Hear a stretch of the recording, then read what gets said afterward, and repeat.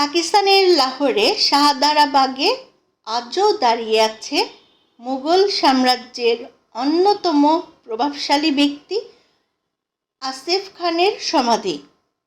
তিনি ছিলেন সম্রাট শাহজাহানের শ্বশুর, মমতাজ মহলের পিতা এবং সম্রাজ্ঞী নূরজাহানের ভাই। ১৬৪৫ সালে নির্মিত এই সমাধিটি একসময় ছিল মুঘল স্থাপত্যের অনন্য নিদর্শন।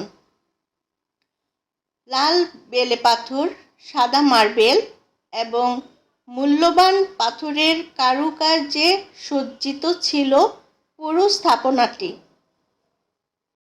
কিন্তু ঊনবিংশ শতাব্দীতে শিখ সাম্রাজ্যের শাসনামলে, বিশেষ করে মহারাজা রঞ্জিত সিংয়ের সময় এই সমাধি ব্যাপক ক্ষতির সম্মুখীন হয়।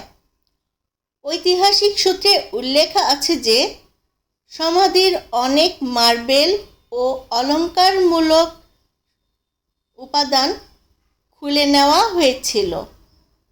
এসব উপকরণের একটি অংশ অমৃতসরের গোল্ডেন টেম্পল সহ বিভিন্ন স্থাপনা নির্মাণ ও সংস্কারে ব্যবহৃত হয়েছিল বলে ইতিহাসবিদদের মধ্যে মত পাওয়া যায়।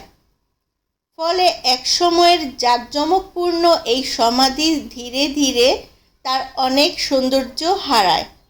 বর্তমানে এটি পাকিস্তানের গুরুত্বপূর্ণ ঐতিহাসিক নিদর্শন হলেও দীর্ঘদিনের অবহেলা ও সংরক্ষণের অভাবে জরাজীর্ণ অবস্থায় রয়েছে।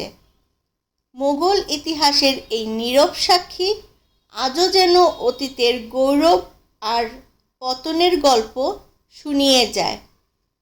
ভিডিওটি ভালো লাগলে লাইক, শেয়ার এবং সাবস্ক্রাইব করতে ভুলবেন না। ধন্যবাদ।